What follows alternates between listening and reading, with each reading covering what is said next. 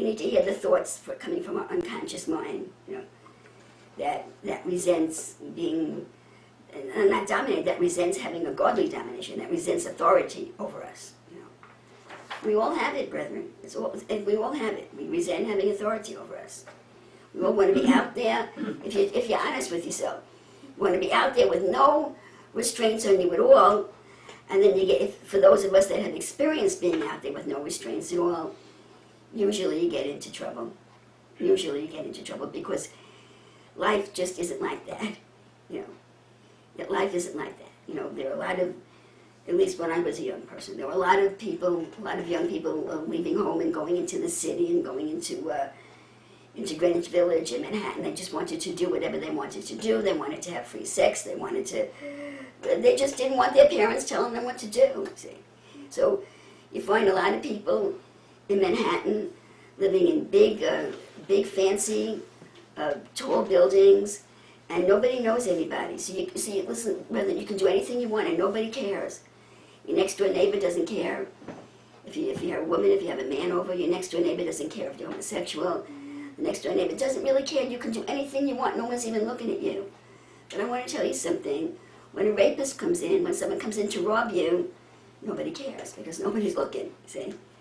When you live in a neighborhood where everybody knows each other and everybody knows what's going on, when you're in trouble, you have people that recognize that you're in trouble, you see?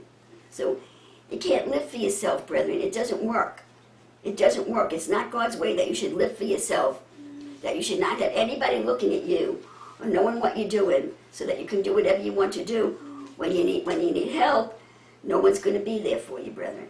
So you need to submit to godly authority, submit to neighbors that are looking out their window at you, because at least they're there if you need help, and submit to that by not doing anything wrong. Live in a community where you don't do anything wrong, and then you won't worry about your neighbors watching you coming home late at night, see? And then everybody's safe, and God's pleased, and it all works together. Everybody has to be in right order. The whole culture has to be in right order. The family, the neighborhood, the culture, the nation, everybody has to be in right order, and everybody watches everybody, not in a spy kind of way, but because you're all part of one community. You see things. You shouldn't want to be hiding anything. If there's anything that you want to do and you want it hidden, there's something wrong with what you're doing. You should be able to do anything and everything that you do out in the open for everybody to see. If you need to hide it, it's wrong.